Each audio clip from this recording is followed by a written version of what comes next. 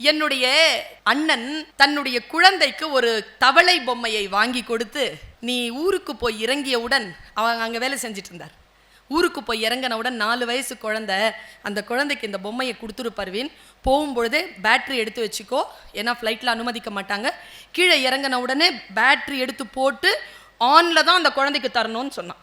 நான் உடனே நம்ம புத்தி என்னன்னு தெரியும்ல, டேக் பார்ப்போம்ல, எவ்வளோ அது பார்த்தா புய் அப்படின்னா அப்படி கண்ணை எடுக்கிற ஒரு பொம்மைங்க. எங்கள் மீசாப்பேட்டையிலேருந்து கொஞ்சம் தூரம் போனால் தான் டி நகர், அங்கே ரங்கநாதன் ஸ்ட்ரீட்டில் 7 ரூபாய்க்கு கிடைக்கும். அதனுடைய விலை 1200 ரூபா.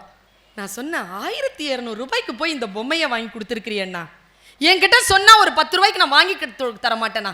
அவன் சொன்னான், 1200 ரூபாங்கிறது இந்த பொம்மைக்கு இல்லை, பின்ன நீ போய் இறங்குவியா, அப்பாவை பார்த்தியான்னு பொண்ணு கேட்குமா, நீ ஆமான்னு சொல்லுவியா, அப்போ அப்பா இது உனக்கு கொடுத்தாருன்னு சொல்லிட்டு எடுத்து கொடுப்பியா, அப்போ அது புயின்னு அப்படி அழுத்தும் போது அது அப்படி பாயும் பாரு, அந்த டைமில் அந்த குழந்தையின் கண்களில் ஒரு வெளிச்சம் எரியும் பாரு, அதுக்குத்தான் அந்த 1200.